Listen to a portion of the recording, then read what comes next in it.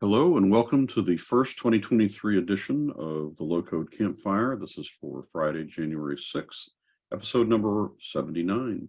Today we're going to talk about the Plant and App Marketplace plus anything else you want to talk about.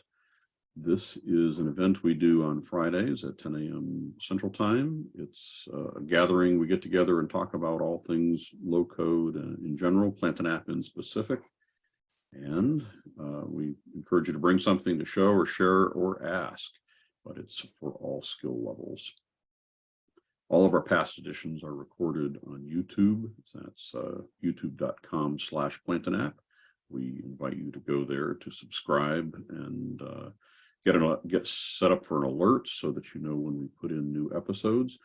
But all those are out there and they're indexed capably by Patrick to make sure that you can get to the section that you want to. We run a pretty simple agenda. We'll say hello because this is meeting format, hello and friendly gathering, and then we'll do first call, talk about any contributions to our Campfire website, feature requests, submitted topics, sometimes even get into ghost stories and dark corners. And then after an hour or so, we'll go into our afterglow segment. We'll turn off the recording, have a virtual eggnog, and share stories. So engage with us. Do please be involved. Only guidelines that we have is if you've got noise going on behind you, please mute and be nice to each other. That's not been a problem for this group, so we appreciate that. You can submit things in advance. You can use this QR code or some of the links that are available in the emails that we send to you about this meeting. So if you submit things in advance, we'll put them on the agenda to talk about. And with that, hello and Happy New Year. Good morning and Happy New Year to everyone. Happy New Year. Good morning. Happy New Year. Happy New Year.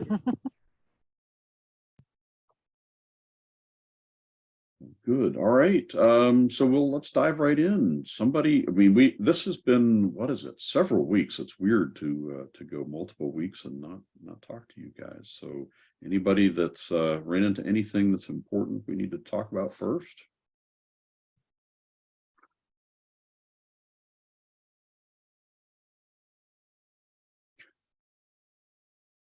Or otherwise, doesn't have to be important. What's anybody with a question, problem, or issue we can talk about?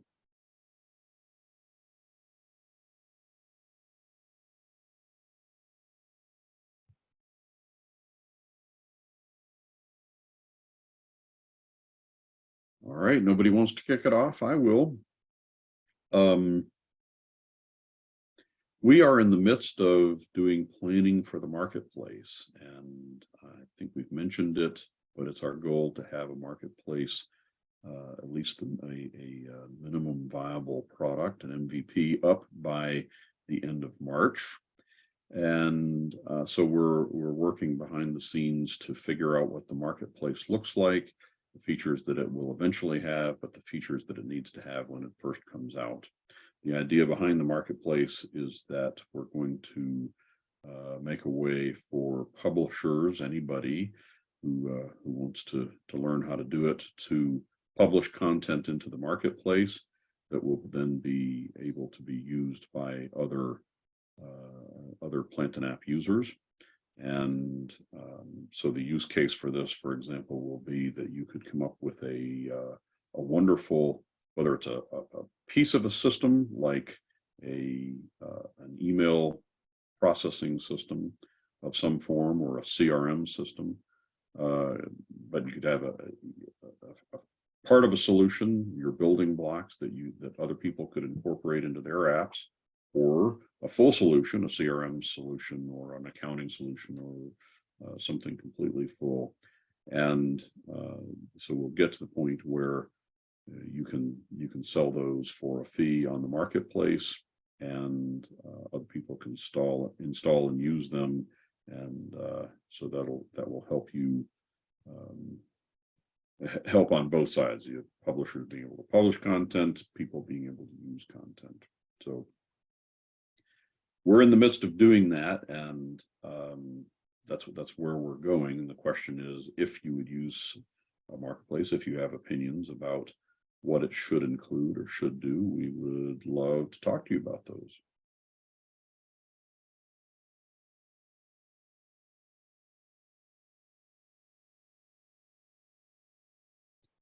So maybe we can start with, is there anybody that would use a marketplace on either side as a publisher or as a client? I have a question.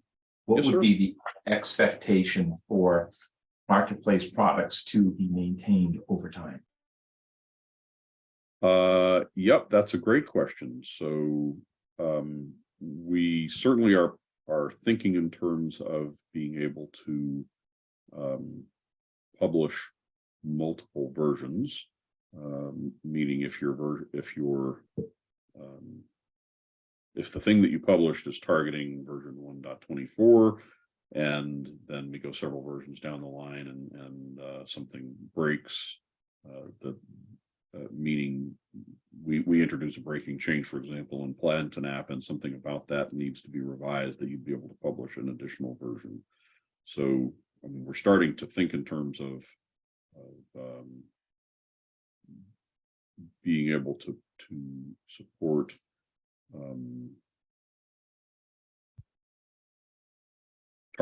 targeting a particular version of Plantain app, and then in our initial vision, the idea would be that we just want to be able to successfully deliver a low-code template onto an empty Plantain app. But over time, the idea would be that we would also offer the ability to update. So a publisher could produce an update to a package that they distributed, and that then the clients could deliver it. So I think that might be part of an answer to the question that you were asking, Matt. Yeah, I'm sure there's going to be a lot more to it, but that's just a starter, I guess. Yeah. So, if you're trying to do something commercially viable, you're going to make money on our marketplace, then I would assume over time you would need to be able to update your application to keep up with and take advantage of new features and remove things that have been obsoleted and things like that.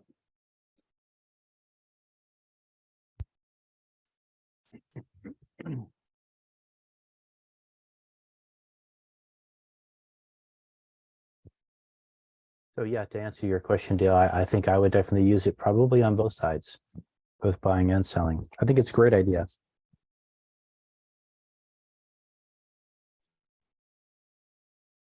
I think Matt raises an interesting question, which leads on to licensing. So obviously you'd have to have a Plantain app license to install it. But if one was to produce a solution that was sold through the license, would you be able to have a license for that solution? And if so, how do you scope that license? Who owns it? So, as it sounds like the sort of thing lawyers enjoy, but I think it would be good to have some guidelines or expectations.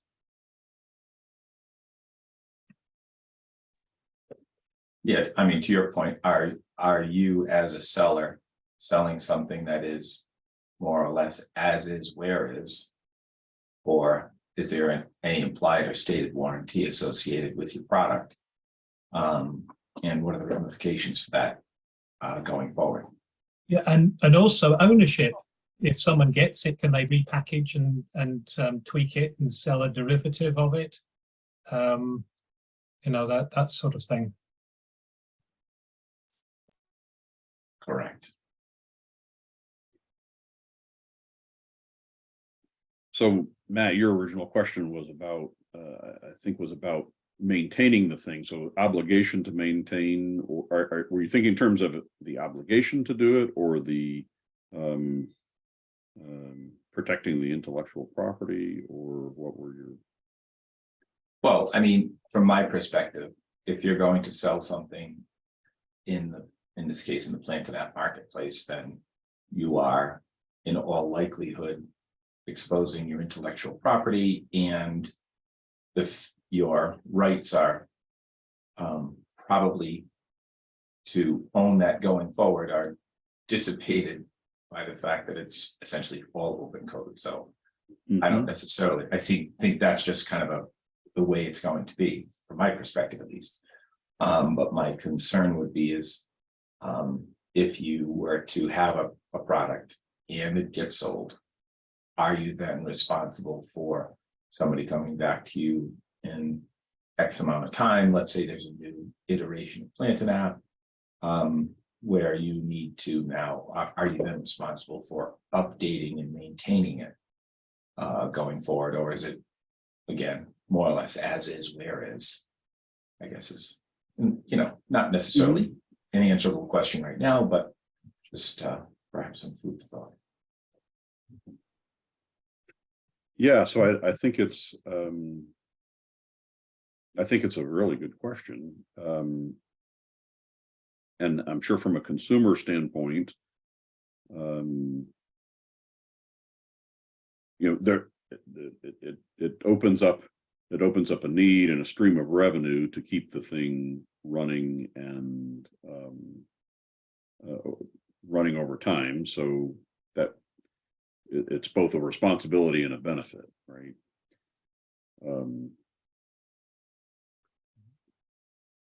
But I could see the potential for publishing those kinds of things two ways. It's as is, where is, and it works, or maybe some form of you like it or you don't, you could return it, but if you keep it, then it's your problem, kind of a thing, because it's low code that you can modify. But then the longer term full service kind of model where you want to sell it but then keep it up. I will mention that from a technical standpoint, as we're brainstorming this, one of the ideas is to introduce a concept that would protect intellectual property. And I could go into that some if you want, but the idea is to perhaps have the best of both worlds, that the ability to put in content that's like workflows that are black boxes to your, it's low code to you, it's black boxes to the consumers. The workflows might do a function but not be editable, that kind of thing.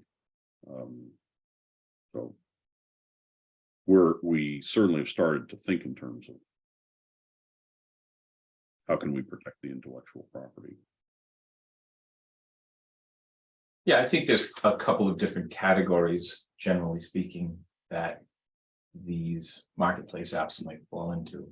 One is where you've got someone is selling a quote unquote system, like you referred to CRM, for example. And that is an instance where you probably would like to be able to take reasonable steps to lock down the IP. On the other hand, somebody might just have a great utility that serves as perhaps, like I said, a utility or a building block, a component that does a specific thing whose intent is to be modified. And, the implementation would be very specific to the user, and therefore, by that very nature, would probably want to be more open as opposed to closed with respect to, the intellectual property, just because of the nature of that beast. Absolutely. And I think the things that we'll see in the marketplace early on will be things, for example, right now, what we've done with the Campfire website, where there are various building blocks, maybe some more polished than others, but to take those and let's say one of the things that's in there, I think we've demonstrated the queue email concept. So rather than sending emails from wherever you are within the app, that you place emails are mailed out of a table, and so now there's a central way to manage and work with and replace tokens and get emails to go out and error handling. And it becomes a building block, a common building block that a lot of different applications could use. So that's already in Campfire. We've also exposed it in Low Code Cafe. We actually built that in an episode. So the idea that this common kind of thing that a developer would want to do is available in with a click, or it's a free thing on the marketplace. Click and install it. It goes into your app, and now you didn't have to do that several hours worth of work to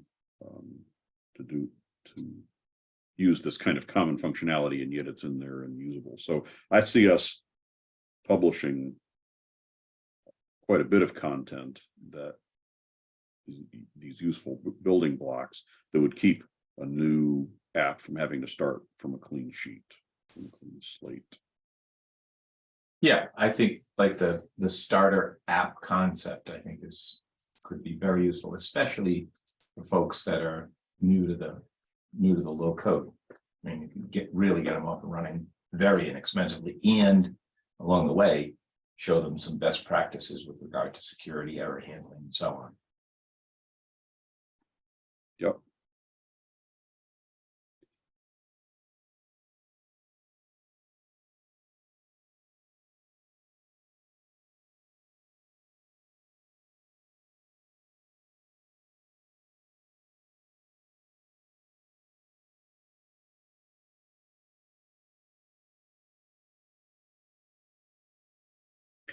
So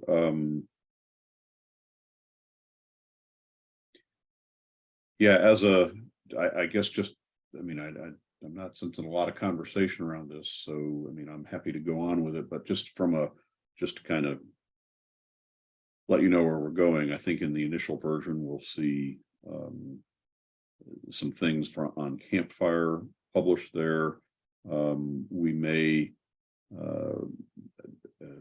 in addition to being able to publish low code, we will also support publishing pro code. So the idea that you develop an action that's got DLLs and it's a DNN install package kind of a thing, you would be able to publish that kind of content in there as well. But in the initial MVP, all the content will probably come from us. So after March, after we understand how to publish things into the marketplace and kind of let it settle down, we will begin the process of opening it up to other publishers. So be thinking about whether there's something there for you in terms of publishing, or be ready to start grabbing some of our building blocks when we get that up. Cool. All right. Blank sheet. What else?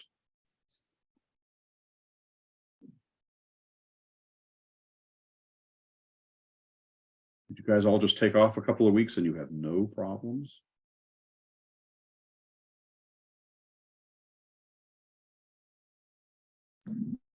Hi, Dale. Jerry here. Hey, Jerry. I hope everybody's well. I've been listening. I'm driving in my car, so I'm not not sure how my service is, but I think it's a good idea. And the first thing that comes to my mind is, it goes all the way back to the little maps module interface that I kind of wrote years ago, and then we forward the Firebase push notifications, and then on to Google Analytics. I mean, could you imagine how nice we could make that for somebody, Dale, if we just organized that really nicely and put it out there in marketplace form? Yeah, absolutely. to have, even if it's some of that stuff, even if it's just a pattern to follow, that it's installed and okay, I can see it work, and now I'm going to modify it to do my thing. Yep. Well, it kind of takes me back to the whole original DNN purpose in the first place, the open source structure with .NET. And, we were all back in the early days, we were all creating our own modules and whatnot and going through that process. Well, this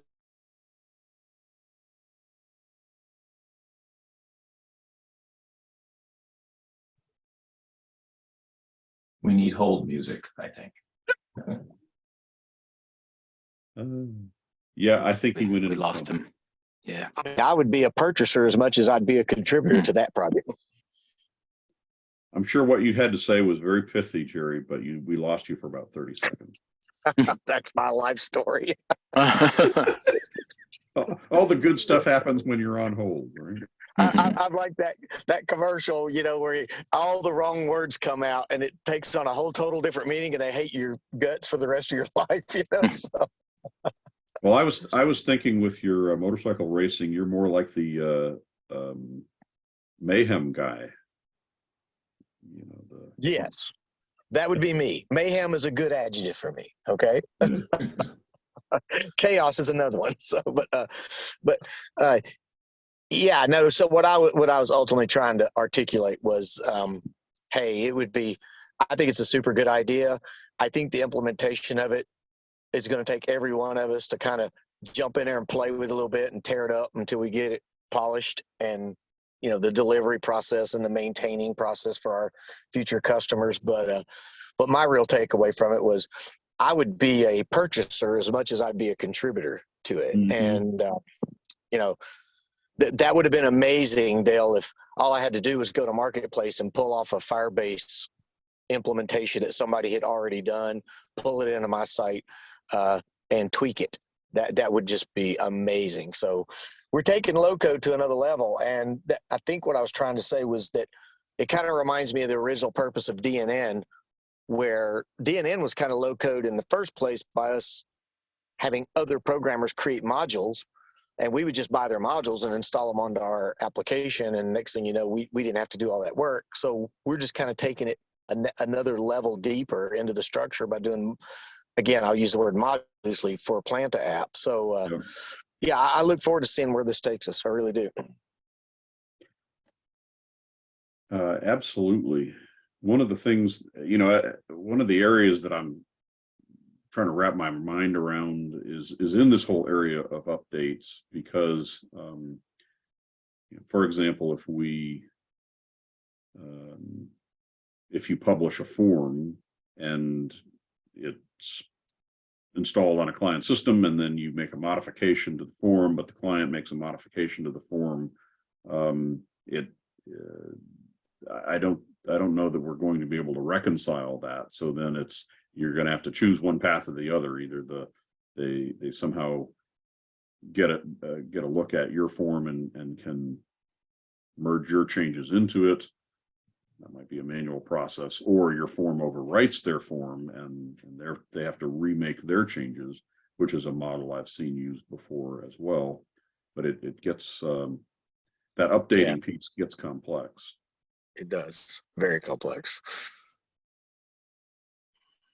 Like I say, I've seen that model before where just if you apply the update, you lose your customizations. So then as somebody who customizes a package, you have the responsibility to maintain your changes and put them back in. And that's a hard process. It's not unheard of, but it's either way you go, it's kind of labor intensive. Yeah.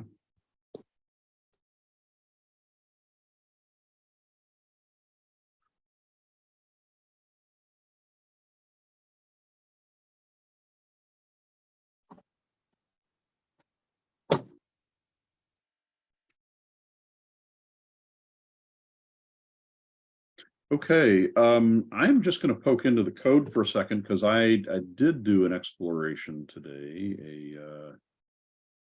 Has anybody used sortable input before? I always get amazed that there's something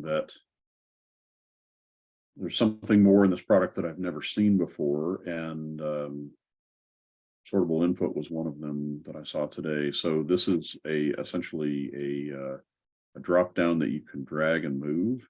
And so, for example, if you change the order of something, I'm going to completely reverse the order of this one, that when you submit the values, so this is now BAC, and the sortable, the second one is 4321. So just a very easy way to present something and let people drag and move things around, and then you get the new order on submit. Has anybody used this before? When did that come about? Well, it's in the old documentation, so it's been there apparently forever. Long Wow. time. And if I have a form that has no name on it yet, so I have to fix that. But the configuration of these things, I mean, it's going to look very similar. You're very familiar, right? You've got a data source of items, and you can pick any kind of data source, just like always. So this could be a SQL, and then you have the list of items that you're going to do. So let's see. Let me see if I can add one on the fly here. We'll do a users one.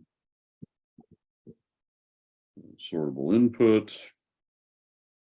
We're going to have a list of users. So SQL query.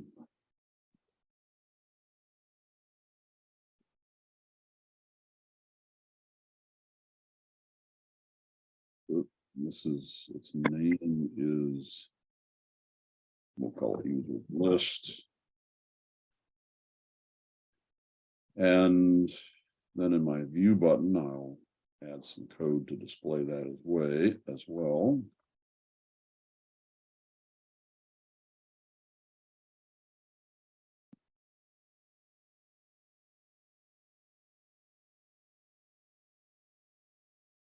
Where did it go? Oh, there they are.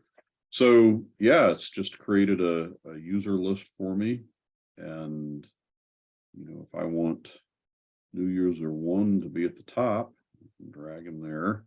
And where's my submit button? Sorry. So yeah, now new user 1 is at the top. It's really quite easy to use. Anyway, dark corner supports the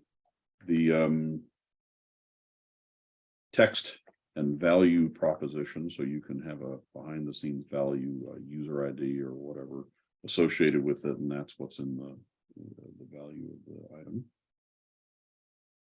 This is great. I'm wondering, as a scenario, if you say you had items that have an order associated with them in a table, how would we go about passing that order in? I guess if you did it with if you put it into an array.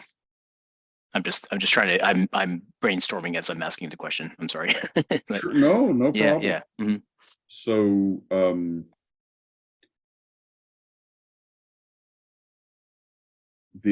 I would think, much like the sorting that we saw in listings that Jerry did and provided the SQL to that. I mean, you could present them in an initial order, maybe order by sequence in your SQL select, Mm-hmm. and then after the fact, after they've reordered, you could reassign a new sequence to all the ones that were there using the IDs. So do them in order again. So I think it wouldn't be a lot of code to make that happen.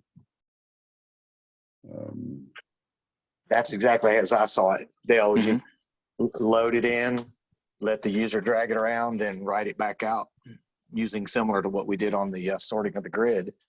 And yeah, that's awesome. How did we miss this? Well, I don't know. I was looking for something else because and let's see, this is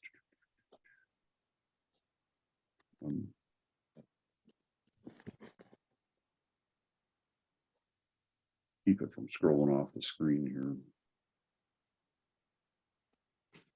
Guys, do you remember back in the days when we bought a new programming language or something and we would literally get a Read the big fat manual. book that came with it? And after we got kind of good with the language, we would then go back and just seek out any commands that we had yet to discover and experiment with them and see what it sounds like. That's what Dell has evolved to in Planta app. And, it's just without that big old fat book and an index on it, it's just almost a sea of madness to learn everything that our crew puts in there.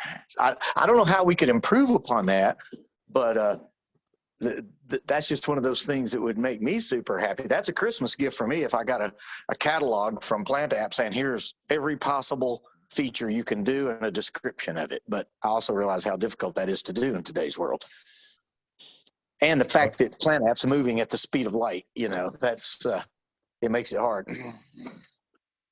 So we are working on that, Jerry. The big fat book is the learn.planetapp.com, and we've got a guy, Angel, that is working on adding to the documentation day by day. So I think where there was a day in the old documentations, the docs.dn sharp, that there was this kind of, you could click through and find and discover, and we're heading that way again. But there's a lot in here, and so keeping up with what we're adding and then going back and grabbing all the old is obviously a big challenge.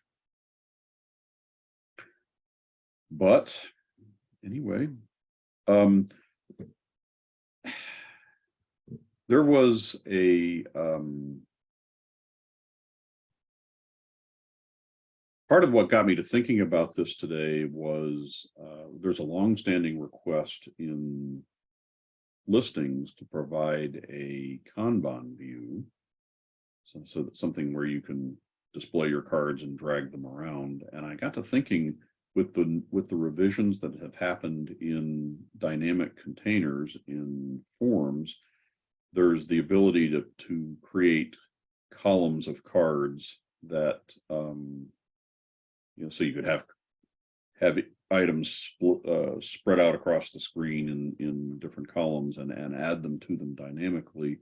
And I was trying to figure out how we could drag them around. And so I was off looking for drag and drop. This doesn't really solve the problem, but it solves a different problem, and it's good to know that it's out here. Right? But to be able to grab onto a card that's in a new column and drag it over into a ready column or a done column would be a cool thing. So more drag and drop feature. So I'm halfway there, but I'm not all the way there. Hey Dale, I worked it out where I can drag from one listing to another listing and drop it there. Sounds related to what you're doing. Really? So what do you recall the technique that you used to make that happen?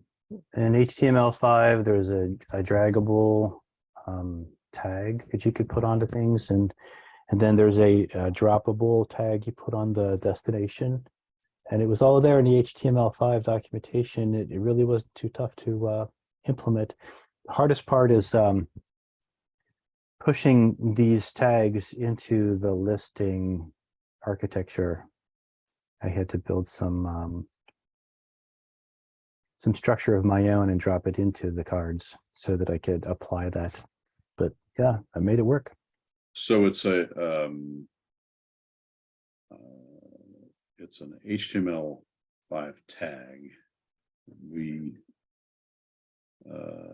in some things we support tags, I think. No, that's not what I wanted. Text box. So we have custom attributes. Is that what you say tag? Is that Well, no, that's not the way I did it. That's a little bit of a mystery to me, that custom attributes. I haven't really dug into that, but I think I wound up putting divs into a field and then applying the tags to them. Okay.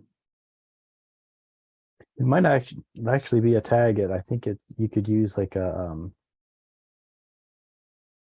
yeah, it's either a tag or a class name that you can add, and then some JavaScript that applies it across. I'd be happy to look into it. I don't Well, remember which project that was, but once I figure that out, I think it'd be pretty straightforward to show you what I was able to do. Well, if you happen to even point me to the same documentation, I can probably find it. But and you know, we've got some. I'm trying to figure out how to do these things in the low code side. We've got some really bright people that could. I mean, I know that you know, if it bubbled up on the feature list, that we could do that. It would be interesting to see these things talk to each other, to be able to set up, okay, this is this thing is draggable and this thing is droppable, and to be able to receive it, which is kind of I'd love to see it done in a low code way, so that, because I think once we got the drag drop part of it, for example, the thing I was trying to solve, the Kanban board, would be pretty straightforward. Mm-hmm. I think we're going to get there with that. That is a reachable goal.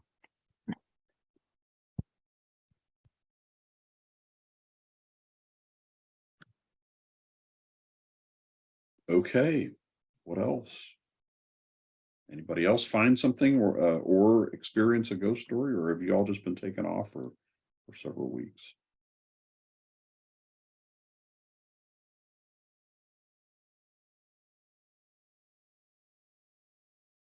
Yeah, there hasn't been too much work time during the past couple of weeks.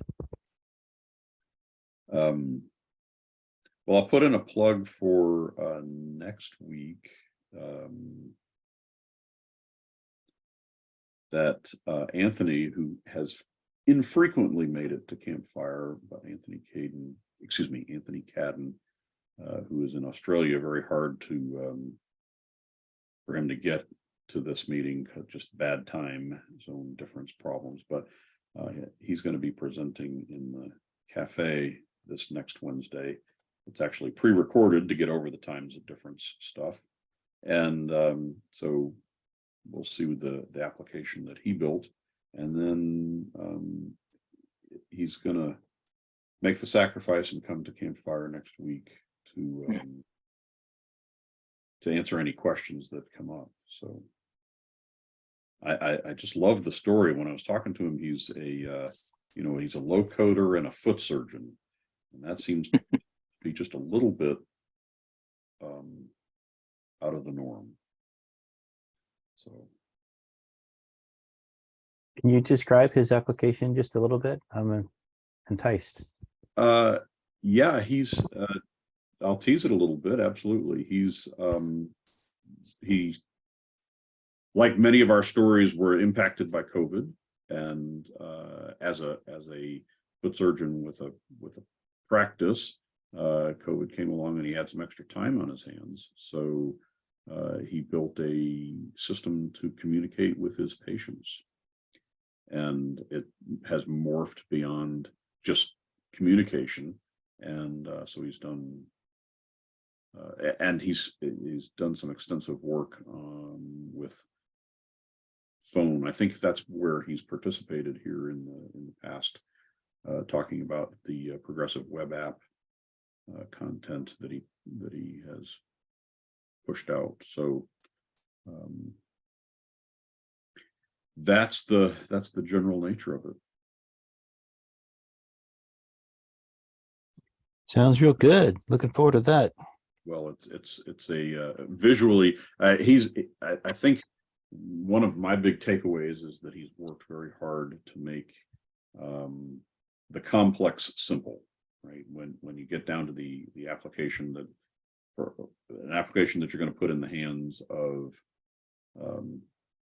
the general public to make it work work the way it's supposed to and work like other phone apps and just just work. He's using notifications out to the phone as well, and so there's a lot of work in making the complex simple. I think it'll be interesting to see. Cool.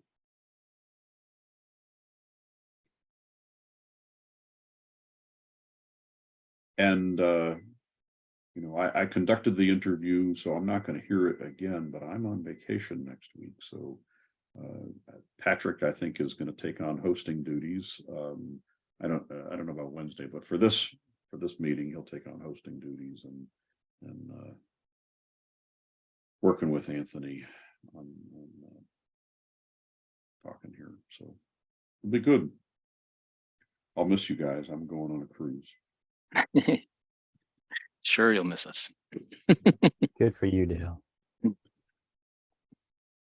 Yes, it's my 40th wedding anniversary, so Nice. Congratulations. Nice. Yeah, congrats. all right, Congratulations. Enjoy. thank you. All right, I'm gonna do last call. You guys are quiet today. Yeah, okay, now. Dale, since we're at that point, I think during the last campfire, during the afterglow segment, after we had shut off the recording, I had asked people if they'd had problems with the new resource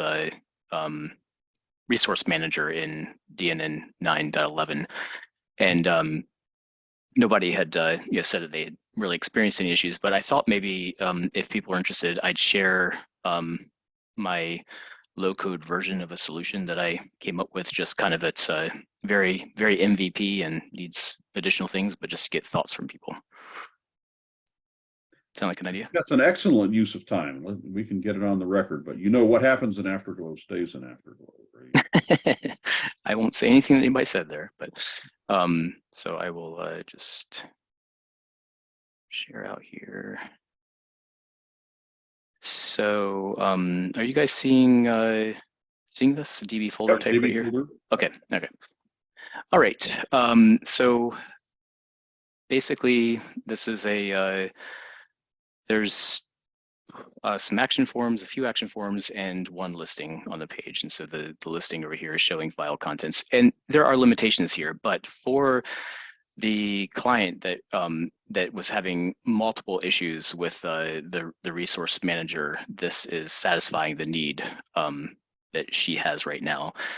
Some limitations are like, this is just our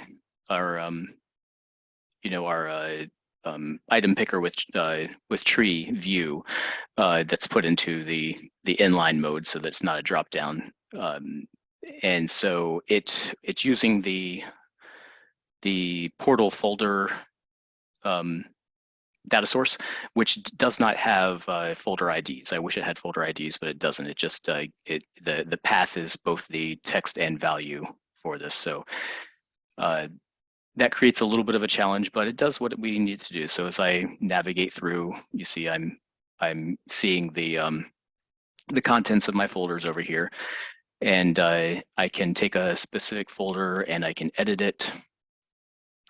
Right now I have the folder name and the folder type locked down. That the folder name could probably change, the folder type can't, but it just is just to show what the folder type is.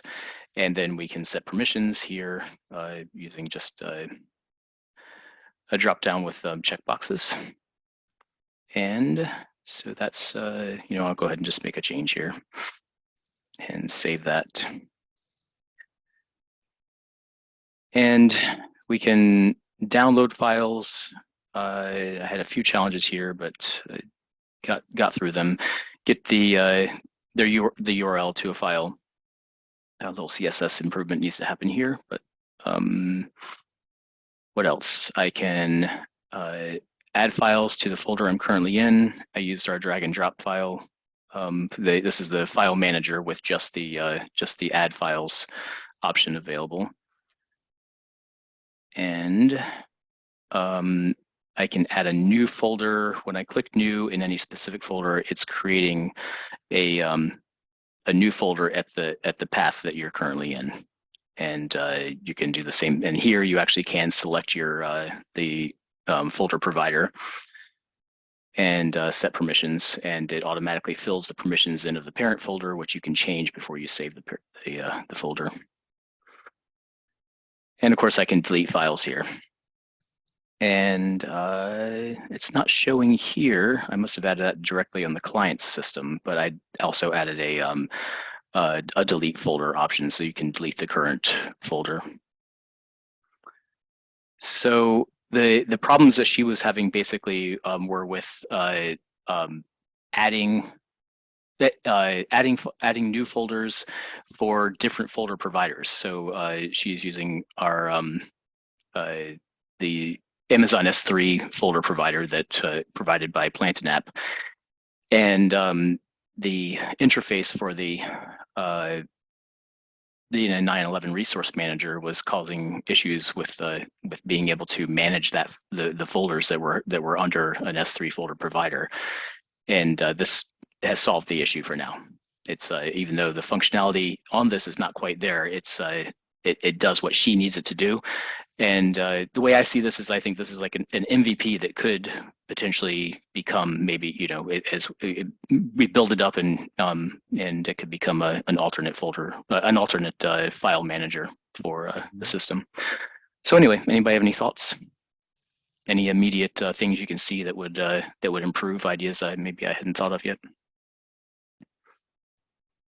Well, that could be the first program in Marketplace. That looks real good, Patrick. It looks real good. I see the basic functionality that we would need. So I don't want to subtract from that, but I do have a question about. Yeah, sure. Do you have a thought on moving files from one folder to another? No, I hadn't gotten there yet. There's obviously easy ways we could do that, like just adding another item button to choose a folder to move it to. But obviously dragging and dropping would be much more fun. Yeah, I think that could be accomplished. Yeah.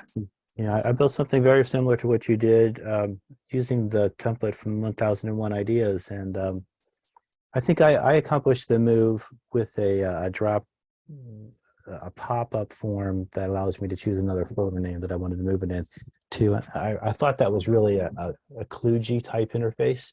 I was wondering if maybe you came up with a prettier one. So no, I hadn't addressed moving folders to another folder yet. I mean, moving files to another folder yet. Is there, are there things that are on your mind, other things that it's not doing yet? Where would it need improvement? Well, one big thing is that I would like to be able to.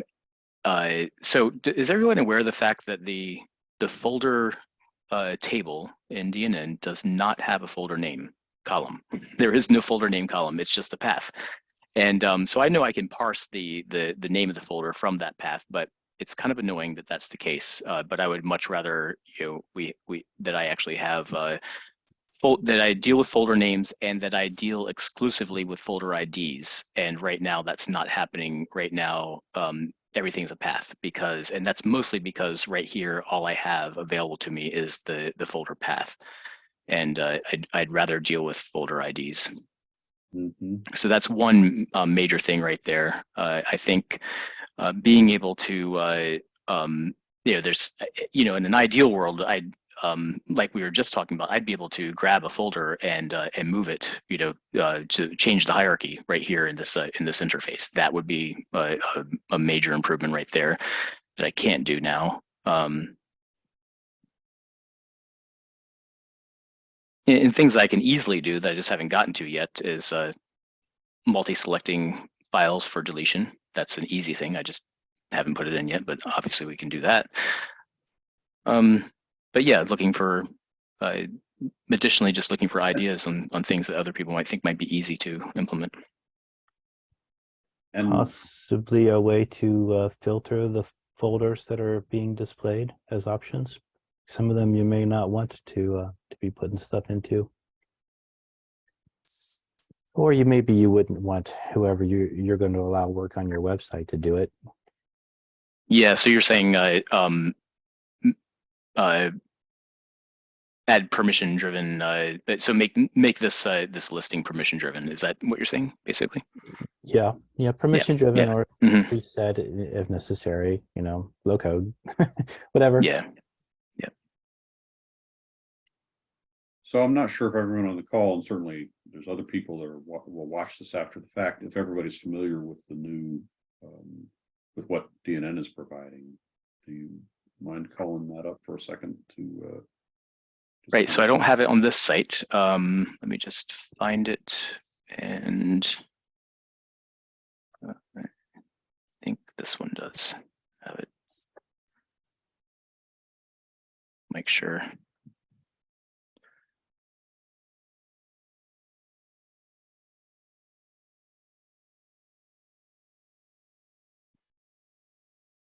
So when I asked the question before, no one else said that they had really had a lot of experience with the new resource manager yet. Is that still the case? I know I loaded it up and tried to work with it for a little while and just thought, no, I wasn't going to do that. Okay, Yeah. I do have it here. So let me drag this over here.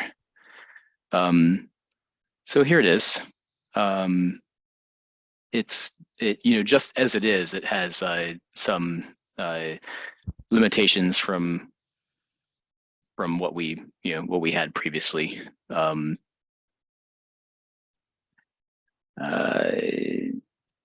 of the things are like, so I can add a folder, I can edit, I can move. What happens if I choose move? This same functionality probably I could recreate this pretty easily. Mhm. So that's kind of cool. I could do the same thing that this is doing, but Dale, can you remember? I'm having trouble remembering like just some of the basic things that are not working very well right here. One of them is screen size. You've got that little window on the right as far as height goes, and it can't be changed. If you have a large folder with a lot of files, you can't see. Which I don't think I have on the system. Oh, there we go. Oh, you mean, yeah, so I even if this is the limitation. So this is no matter what, I have this this size. Yeah, definitely that. And I don't remember if there's any paging either. There must be paging at some point, I would say, but certainly I got up to 21 items and I don't have paging yet. So this is how you add folder types here. And I don't know where my example is. If I have it here, I don't think I do. But let me just go to the site root here, and I will take you to a certain point, but I hesitate because I don't want to mess it up. But basically, if I the other thing is that at least for our implementation of the S3 provider, I think if I add an S3 synced folder here, the icon that we used to have is not clear. It actually is a different icon we did discover, but the only difference is that it's a slightly darker shade of black, which is clearly not a good UI. Yes, now that you're saying that, I remember that when we discovered darker shade of black, like. Let's see how. Okay, so I can add a folder here. Do I have the S3 folder provider? No, I don't. But let's just add we'll add a test DB folder.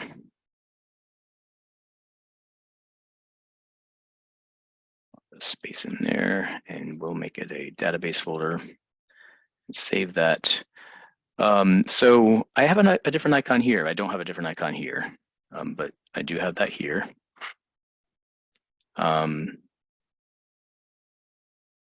But the problems that the kind of problems that we face. Let me actually just navigate here and see. So this seems to be working okay, but when we were using the S3 folder provider, the entire interface for this top level folder, as soon as you had an S3 folder, we couldn't access anything in here at all. Like contents wouldn't even load here. So those are the kinds of difficulties we're running into.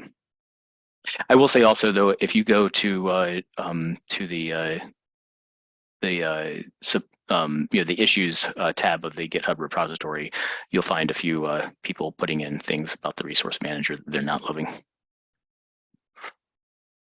And that will give you some ideas of what's going on. Mm-hmm. Well, thanks for that tour. Just to Yeah, sure. Yeah, thank you, Patrick. Cool. All right. I'll stop my share now. Okay, good. I am going to do a last call. Anybody? Oh, Ben has his hand up. What do you got? Sorry, I have to find the unmute. Looking at what Patrick put up, and I know I'll probably put this in as a new feature request, but here's a question / idea. You know what would be nice to see in the listing module is a feature and ability for us to create context menus on right click of a row. So instead of being forced to put buttons on the right side, or having a button that you click on that opens up a menu of buttons, how about not having any buttons visible, but if you happen to right click on a row, a context menu would appear with whatever buttons you deem for that row. So kind of like the group button option that we have now, but you just change it to a right click context menu. Correct. Could potentially be a checkbox. Right, group menu is right click. Because like a lot idea. of people now, they are familiar and comfortable with that idea of like right clicking on something and saying, oh, okay, add a new folder, or edit, or things like that. And I'm thinking it would be kind of nice to have that, because it'd be less clutter on the row, so you'd wind up with more space. If you wanted to put more data or things like that, you don't have to eat up that space having physical buttons there, and just right click on something and then you get your context menu and do what you need to do. Man, I'd vote for that. Yeah. Yeah, put that up and we'll vote for it. Will do. Sorry about me being kind of like incognito here. I'm actually home today and have an issue with a burst pipe in the basement. Oh no. Not fun at all. All right, with that, we've almost at the top of the hour, so I will do thank you for coming to Low Code Campfire. We will do this again next week in the same hour. And again, you're welcome to hang around for Afterglow for a few minutes, and we will turn the recording off. So happy New Year. See you next week.